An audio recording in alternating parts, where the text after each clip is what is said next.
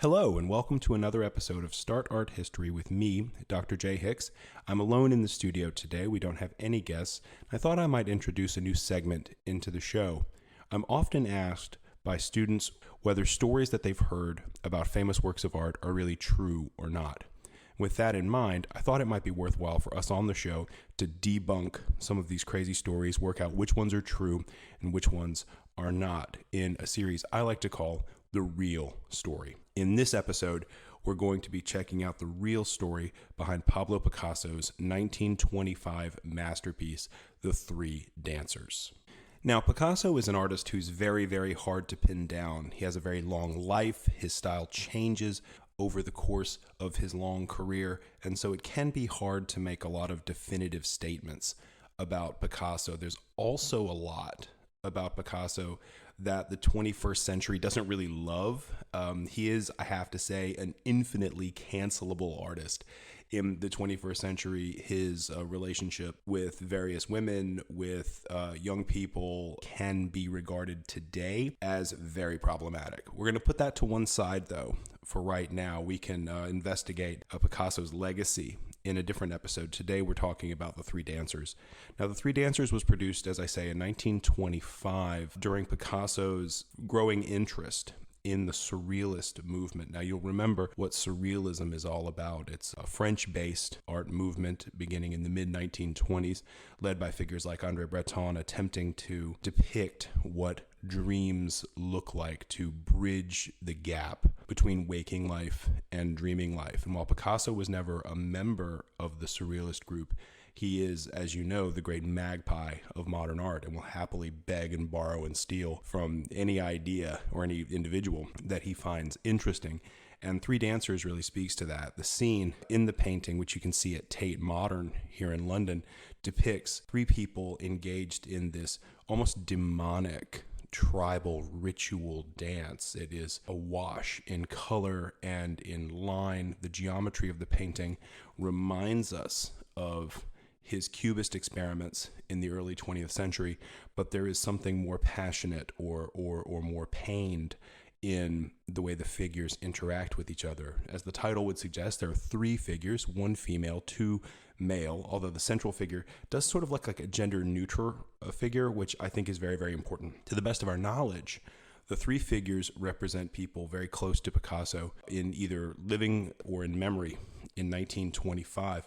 The female figure on the left represents a woman named Germaine Gargallo. She was an artist model who features heavily in our story. The central figure, who seems to be existing as a gender-neuter figure, lacking either male or female genitalia, is a young man named Carlos Casagemas. And the figure on the right represents Ramon Pichot, a creative friend of Picasso's who passed away in 1925. It seems his death was the immediate inspiration for the painting. Picasso claimed that he painted it in one day. I don't know whether that's actually true or not. I expect maybe not, but it is certainly a large painting to be made in one day. It's 5 foot by 7. It's pretty big. Anyway, Picasso regarded it as one of his three masterpieces, one of his three chefs-d'oeuvre. So it does warrant some considerable analysis and consideration. So in order to really understand the story, we have to remember where we are in 1925. Picasso is married to his wife, the ballerina Olga. Their marriage is in the process of breaking down, and Picasso is becoming older. He's entering what's known as his Duchess period, in which he's living like landed aristocracy. You know, he's in the process of living as a very, very successful person. He is famous, you know. One gets the sense that he's sort of looking back on his earlier life, or wistfully considering his young life in places like the old studio, the Bateau Lavoie. And that's where so much of this story, or the context of his early life in Paris as a young, down-and-out artist, really happens. Picasso's relationship with Carlos Casagemas begins in Spain in 1899. Casagemas was the son of a Spanish diplomat, a very educated family, rather more so than Picasso, and the two become fast friends, eventually traveling together in 1900 to Paris. Now, it must be said that Casagemas is a depressive figure. He's emotionally unstable, is prone to depression and suicidal thoughts, and ultimately he will kill himself famously in 1901. He is in thrall to Picasso. And Picasso, it must be said, throughout his life, attaches himself to these sort of beta male figures who are like less than him, who he can pick on quite ruthlessly. In fact, I compare them sometimes to the two characters in the cartoon The Simpsons, to Bart Simpson and his best friend Milhouse Van Houten, the sort of tag-along friend. And really, Casagemas is like the Milhouse to Picasso's Bart Simpson. They do travel together, as I say, to Paris in 1900 to accompany a work of Picasso's called Last Moments that he's going to exhibit in a Spanish National Pavilion in Paris. In late 1900, they rent studio space and living space in Montmartre, where they meet young scenesters, particularly a young woman named Germaine Gargallo, who you see on the left side of the painting. And Casagemas, it would seem, falls desperately in love with this young woman. He's very attracted to her, and he proposes marriage to her on several occasions, but it would seem that Casagemas suffers from a form of sexual impotence that does not allow him to consummate the relationship with this artist model, Germaine, and this depresses him terribly. And this is really exacerbated by Picasso, because Picasso has a tendency with his male friends to find any kind of weakness or any foible that they may have and to exploit it ruthlessly. Picasso, it has to be said, is not a great friend to very many people, particularly men, and Casagemas is no exception. So sort of ruthless mocking carries on into early 1901, which is what leads Casagemas to conclude that he must leave Paris, after he can't get this relationship together with Gargallo, that he can't keep it going. So he leaves. But before he leaves, he throws himself a bon voyage in the Hippodrome Cafe in Paris. Crucially, Picasso is not at this party. He's actually back in Spain in February of 1901. Casagemas, throws this party. There's wine, absinthe. People are getting drunk and carrying on. This is, a pretty raucous party. During the party, Casagemas asks Gargallo to marry him once again, and Gargallo refuses. Casagemas then pulls a handgun out of his waistcoat, out of his vest, takes point-blank range aim at Gargallo and pulls the trigger. Now, we're going to pause the story there, February 1901, and fast forward to 1925, when Picasso has come under the thrall of the Surrealist movement, particularly drawing its inspiration from Sigmund Freud, and especially his ideas of sex and death. And you'll remember from studying Freud that Freud is very concerned at points in his career with the possibility of castration anxiety, of men's fear that they'll be symbolically castrated by women. If you look carefully at the painting, you'll notice that Casagemas doesn't have male genitalia, despite being the central figure and presumably exposed. He has nothing. He's like a Ken doll, if you see her. If you look carefully at Gargallo's mouth on the left side, the painting, you'll notice that it is shaped rather like a vagina with teeth. And I think this isn't on accident. Picasso would be passingly familiar, although he hadn't yet read Freud at this point, but he was passingly familiar with Freud's idea of what he called the vagina dentata, or the apparatus with which women castrate men. And so it's like, so far, so Freud. Here we have a woman with a toothy vagina as a mouth, a man with no penis who is himself sexually impotent.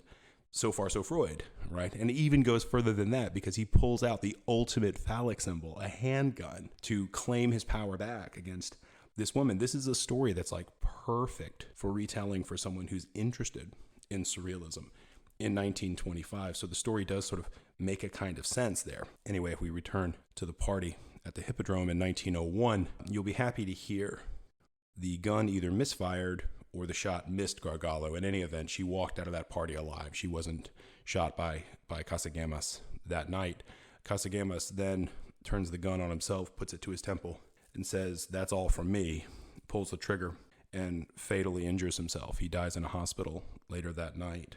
Crucially, Picasso wasn't there. You'll know this part of the story because Picasso will later claim that he instigates his famous blue period out of mourning for Casagemas. That's the famous story, and really the origin story for Picasso's own meteoric rise to fame and success. I mean, he becomes the most celebrated European artist of the 20th century, and the blue period is really where that has its start. So the painting, for me, becomes like this origin myth for Picasso, that almost like Casagemas has to die in order for Picasso to become the Blue Period artist, to become the Rose Period artist, to become the Cubist, to become the great master. And if you look carefully at the painting, you'll see in the dance, Kasagama's arms are outstretched. It looks like he's dancing. It also looks like he's posing as Jesus Christ on the cross. I think this is important because Picasso did have a belief that in order for his art to succeed, people around him needed to suffer. He could be vicious or even physically or emotionally violent with the people that were close to him, particularly women, but also men. A lot of this comes, I think, from a story of Picasso in his early life. Picasso was largely an only child. He did have a sibling. He had a sister nicknamed Conchita, who died when Picasso was quite young. And Picasso used to tell a story. While he was sitting with Conchita in her sickbed, ultimately her deathbed, Picasso, who was not a religious man, began to pray as a boy, begging God to spare his sister's life, even going so far as to broker a deal with God that if God would spare Conchita's life, then Picasso would never paint again. Firstly, that story should give you some pretty clear insight into just how much Picasso values his talent as a child, that he would bargain with God for a human life, for his talent. This is quite remarkable. It also doesn't work. Conchita dies, and Picasso takes it as a given that God has, in a sense, chosen his talent over the life of his own sister. This is a story that Picasso used to tell his mistresses after he would first seduce them as a means of bringing them into his world. So I think that gives an added element to the origin story myth, or the truth maybe, of Picasso's relationship with Kasagamas. I mean, one of the principal issues there is that I don't know that the Blue Period is specifically engendered by Kasagama's suicide. I can tell you that Picasso wasn't entirely cut up by his friend shooting himself, because shortly after the suicide, Picasso begins having an affair with Germain Gargallo himself. In fact, he has sex with Gargallo in Kasagamas' own bed after he's dead, the idea being that the rent had been paid and nobody was using the bed. You can draw your own conclusions there. This leads some people to conclude that perhaps the third dancer on the right-hand side could be a hidden self-portrait of Picasso, kind of implicating himself in this story. I love that idea. I have to say I don't really agree with it. I don't know that Picasso is ever really that overt in his paintings. Instead, that figure on the right is commonly understood to be the figure of a creative friend of Picasso's, Ramon Pichot, who, as I mentioned earlier, died in 1925. He was married to a woman named Germain Gargallo, the same woman who had a brief relationship with Kasagamas, the same woman who had sex with Picasso in Kasagamas' own bed, the same woman you see on the left-hand side of the painting. And so for me, it's far more interesting than Picasso just simply painting himself into this scene or admitting a level of guilt or remorse, but instead looking back through 24 years at a memory, a formative memory in his own artistic life, and reminding us that all memory serves the present. And that's true. The way you remember your past is not the way it really happened, but you remember it the way you do because that's how you have to remember it. So the painting ends up becoming much more than just a memorial to a fallen friend. I think instead the painting becomes about how Picasso writes his own life and about how really the greatest work of art he ever produced was his own autobiography. And so the next time you're at Tate Modern, do have a look at The Three Dancers by Pablo Picasso and think about how this great, if problematic and troubled artist does create his own reality and reinvent himself. Now, that's all we have time for today, but if you have any questions, you can get in touch with us via the website, startarthistory.com, or you can check us out on Instagram. Please, as always, like, rate, and subscribe to the podcast, and we'll talk to you soon.